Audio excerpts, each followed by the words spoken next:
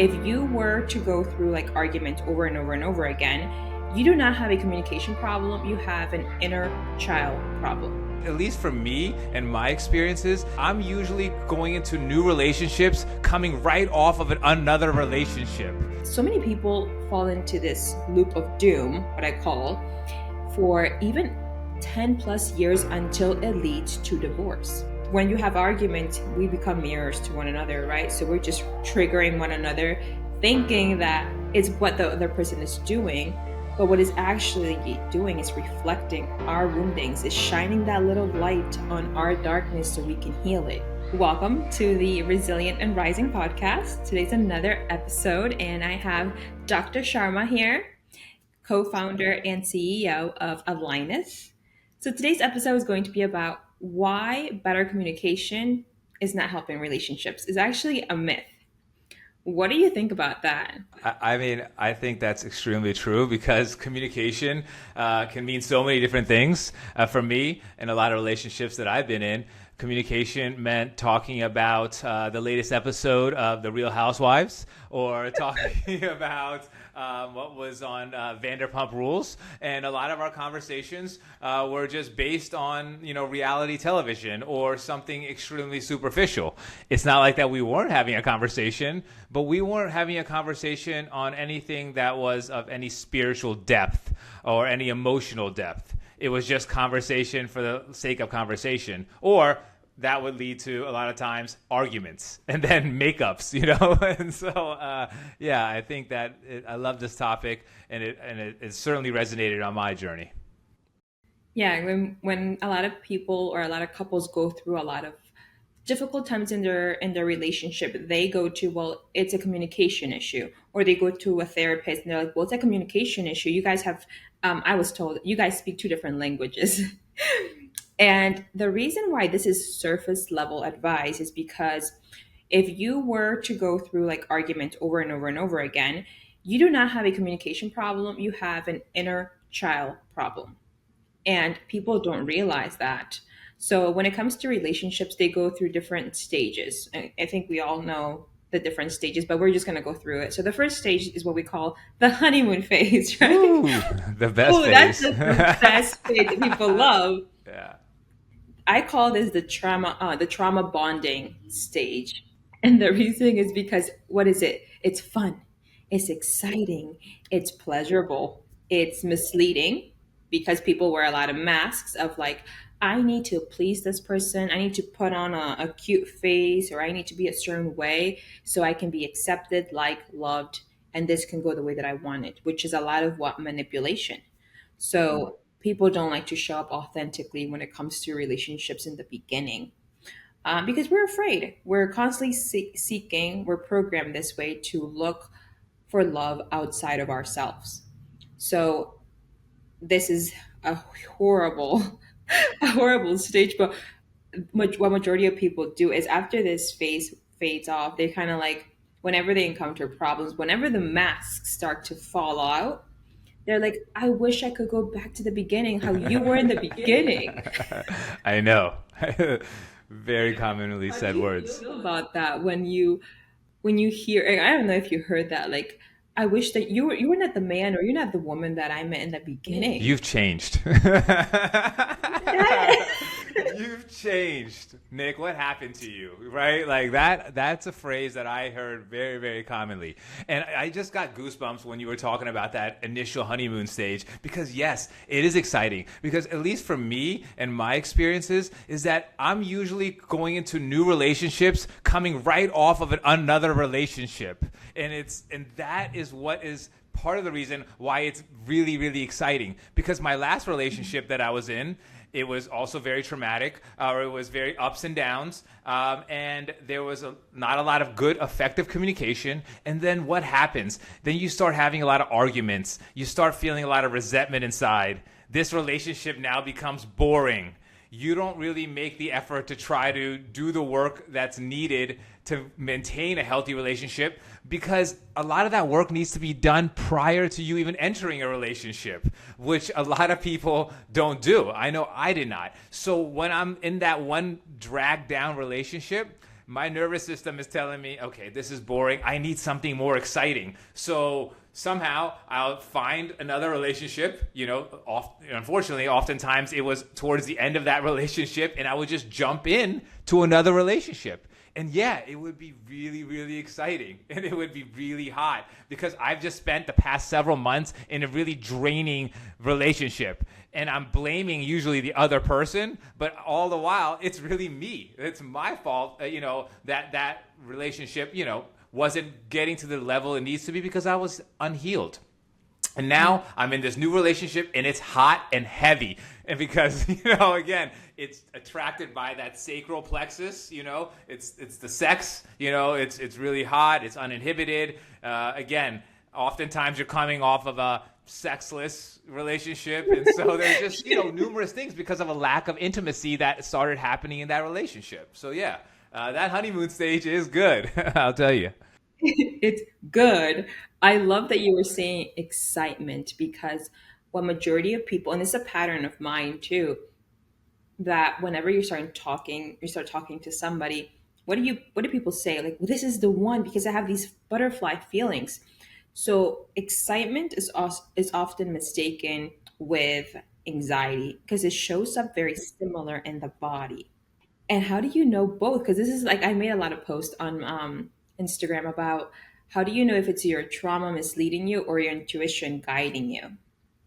So in this phase, this honeymoon phase, it ends when the real commitment is made, which scares a lot of partners, right?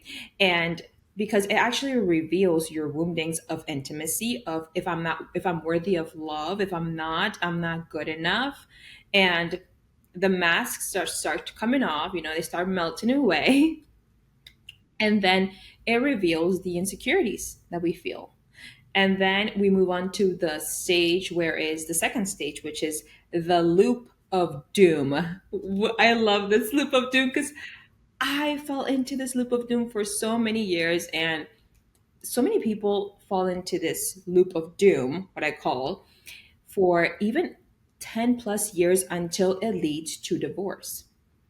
Because there's so much suffering that you can take. So in this loop of doom, what a majority of people go through. So each individual unconsciously starts to trigger one another, right? Expressing their childhood woundings and their insecurities. So their attachment styles. So they could be like avoidant or anxious or both, disorganized. And then they go through this back and forth. When you have arguments, we become mirrors to one another, right? So we're just triggering one another, thinking that it's what the other person is doing. But what it's actually doing is reflecting our woundings, is shining that little light on our darkness so we can heal it. And this stage is just a behavior, like the trigger, right? It's like it pretty much goes to behavior, trigger all of the time. And it's exhausting. Like if you think about it, Nick, like the amount of stress that you put yourself through, the amount of pain and suffering that you add to the initial pain, it's a lot. How were you dealing with that? Like how did that affect you in your life? I'm sure it has affected so many people because we do this unconsciously. That's exactly right. We are doing this subconsciously. And, these patterns, they began for me at a young age when I watched and monitored how my parents interacted and the way that they showed love, right? And so the way they showed love wasn't like what I envisioned or what I saw in the movie theaters or what I saw, on TV, like about, oh, I love you so much and, open expression, which I feel like there needs to be. There wasn't any of that. There wasn't even a lot of physical emotional connection that I saw. And so that went into my brain and I started processing as though this is what love is. And so love to me was not showing or expressing your love and affection. It's repressing it, but then showing up for them when they need me in their life, or in some sort of event, right? So already we are we are our heart chakra is blocked at a young age because of the way we interacted with love. And so in my mind, growing up, that's what love was showering individuals with gifts and being there for them in certain moments. But there was a lot of toxicity, a lot of chaos, a lot of fighting, a lot of arguments. And so when you get conditioned in that atmosphere of growing up and knowing that that's what love is, well, to you, that's what it is and it's supposed to be. But I think in your own soul's blueprint, you know that there's a potential for more love, or the way love needs to be for yourself, because you start going through experiences with relationships that didn't end up well. And so when those experiences with relations don't end up well, it starts triggering this in you that, something needs to be different. And so when you realize that you're misaligned in relationships, that's all stemming from how how love was displayed to you when you were growing up. And so it was not shown to be very expressive.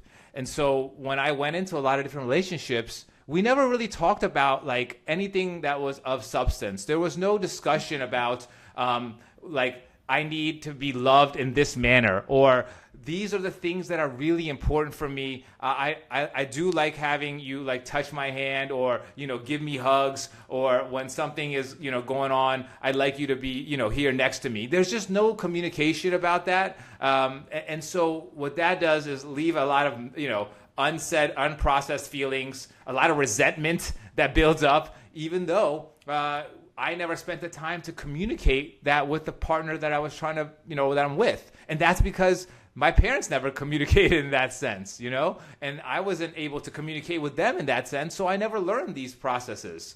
And so I start projecting onto my partner these deep repressed emotions, right? And that's how these really intense arguments start to begin, and then stress starts building up. And what happens when stress starts building up?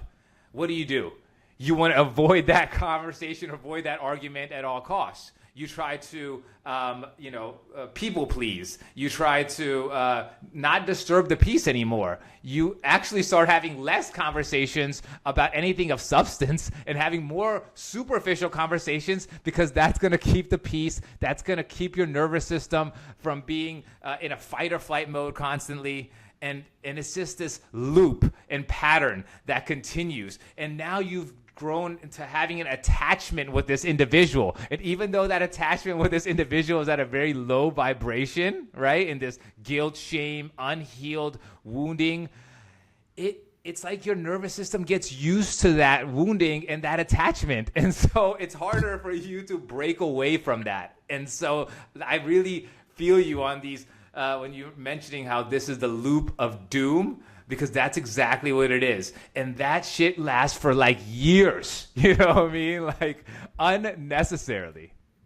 You talked about I wasn't taught how to communicate. And I think a lot of people can relate to this, because it's not about not knowing how to communicate, it's not knowing yourself enough to know your needs. And then we go into this projection of we're trying to fix our partner to be the parent that we did not have. So we realize and we have this idea, but I love this man. But love, and I'm going to say this from the bottom of my heart, love does not control, love allows. I get to just support my partner and accept him for who he is, not for who he should be, because I'm trying to change him. Now, in this loop of doom, right? Because it lasts, like you said, years, and it does a lot of damage to you when it comes to your sickness, when it comes to showing up for your business, when it comes to showing up for your kids, because of the amount of stress that you put yourself through, that it turns into illnesses, disease. And people don't realize that, because we're so conditioned to go to a doctor and like, yeah, it's from my parents. It's a gene in my family. Like, look at your lifestyle. Your lifestyle is not healthy. So it takes a lot of courage, accountability, and maturity to look within. And I think a lot of us are led to look within when we reach that point of like that suffering that you're just like, I cannot take no more. Like, this is enough. And a lot of people, human beings, we tend to kind of get to that point where we're like, and some people can take in a lot more, but still continue the pattern because sadly, in this the reality that we're living, this 3D reality, not everyone's meant to wake up, right? Not everyone's meant to wake up to that realization of our divinity. So in this process, in this loop of doom that the people go through that will last for months, for even years, 10 plus years, in this relationship that is pretty much will reach to a point of divorce, of splitting up because of the pain. And what majority of people don't realize, that this could be fixed, this can transform into the third stage, which the third stage is a spiritual connection. What majority of people want is what? A deep connection with their partner, that, like you said, something of substance, an authentic connection, a conscious relationship. But it's going to take work. It's going to take two people who are willing to face their deepest fears and pain that they have inside. And it doesn't mean, I came across a quote today that said, if I can remember correctly, heal the boy in him, and the man that you want will show up. Now, it doesn't mean doing, but being that divine feminine woman to that man. And a lot of people are gonna like be like, so you're saying that I have to heal him? No. There's a difference between doing and being. And being is being able to hold space for the man to be vulnerable, for the man to come and express his needs. So whenever he feels like, this is coming up for me, my inner child is needing this, you're just gonna have to what? Silent and listen. And people don't have that skill to just sit back, listen, and just have compassion and have be here in your heart, not here. Because the reason why a lot of women can't do this is because in the moment when a man is showing his vulnerable side, this is for me too, because I was so into my hyper independent side, like my masculine side, it would trigger me because it would reflect the fact that my dad wasn't emotional. And I'm like, I would be like, get over it. Like, deal with your emotions. Like, we don't got time to cry right now. But it wasn't nothing to do with him. It was because I, d- I don't, I've never had the example of a man being vulnerable. And I see it, my body actually, because not my mind, my body sees it, my nervous system sees it as danger, danger. This is not safe. I don't like this. But it's actually normal.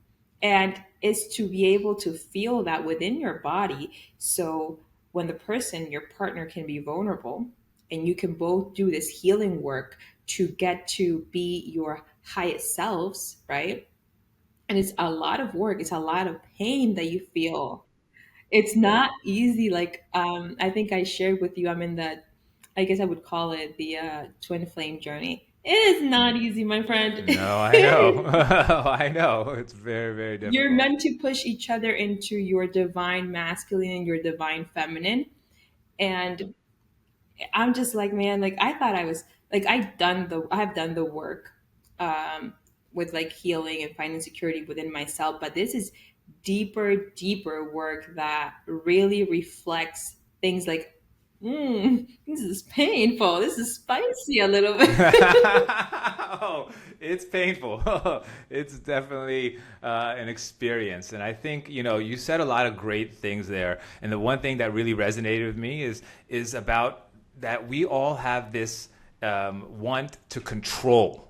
We want to control everything about our lives, including other people that are in our lives, how those relationships are going to show up within our boundaries and what we need from those relationships. And that becomes a big issue. And I think I recognize that I was a very controlling individual in the sense of it wasn't necessarily outwardly controlling, but it would be like these manipulation tactics. I feel like now that I look back upon my healing journey and see how I was manipulating my partners to fit their schedule around my needs, because I felt like, I was a physician and I was working in the hospital. I'm taking care of all these different lives. So when I came home, I wanted things to be, very light. I didn't want to discuss things that were a little bit of a touchy topic. Even though it might be important to another, my partner, I was just like, "Ugh, I'm stressed from work. I really don't want to deal with this." And I'm sure a lot of people can resonate with that feeling, right? Where we have all these things that are going on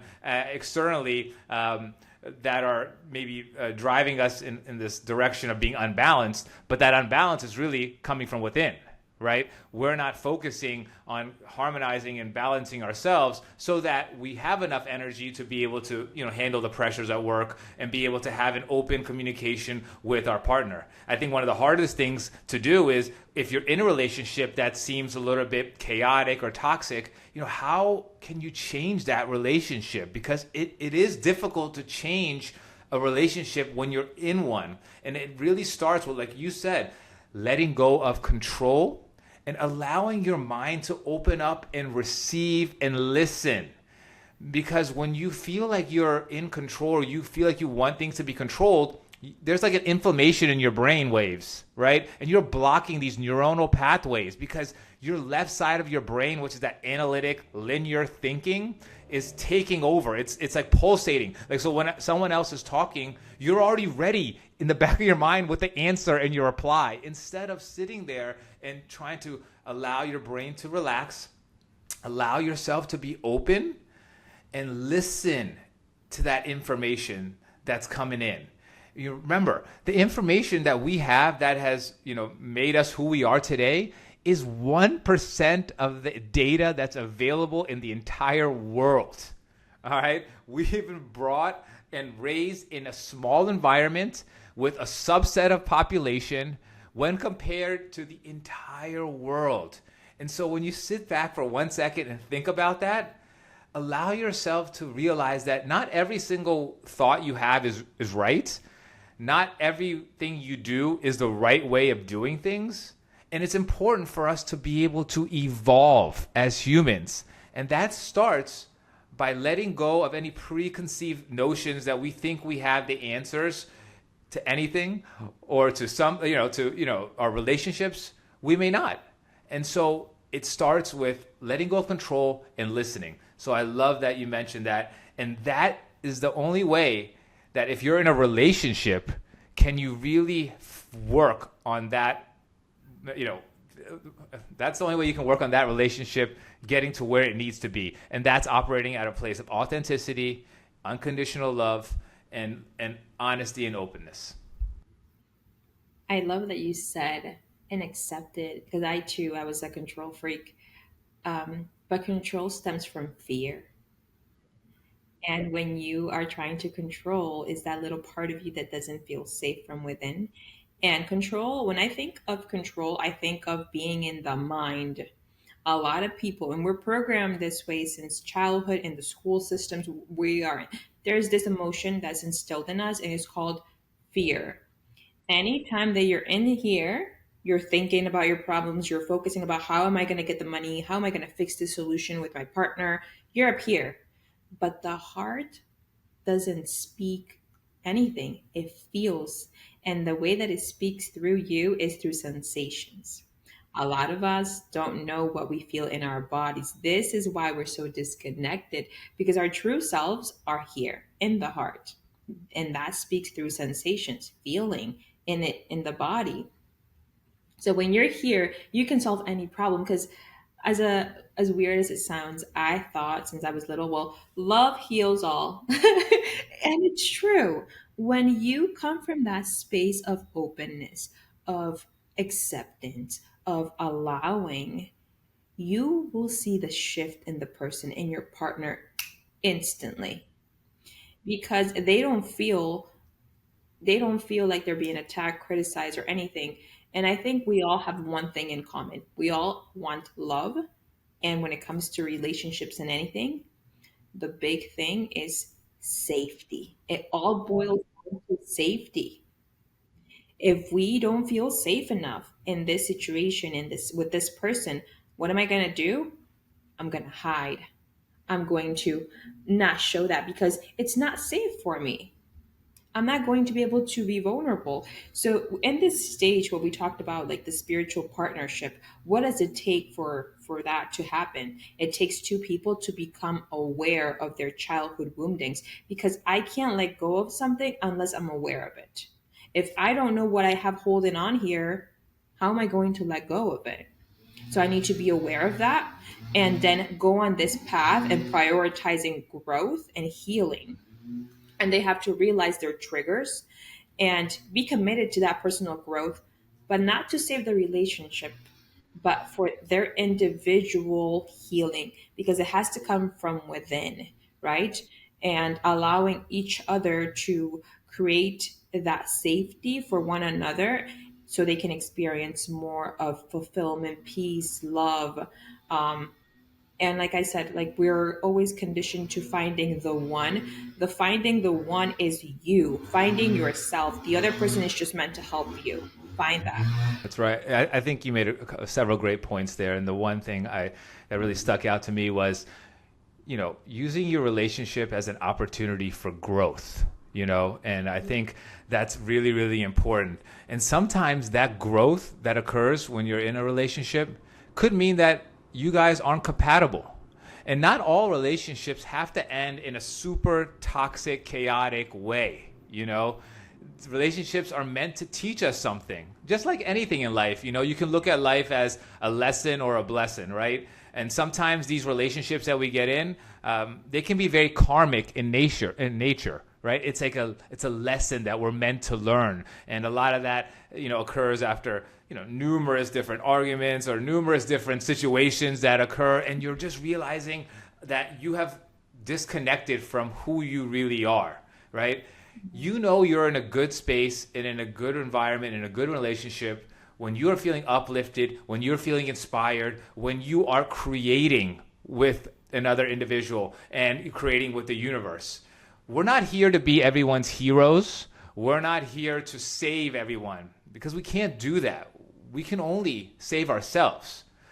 In relationships, we're meant to walk next to each other and co-create and elevate and help elevate and raise the vibration of the collective and be these truly powerful couples that I feel like we've been brought here to be, because doing things in collaboration is much more powerful than doing things by yourself, and we're meant to create with others.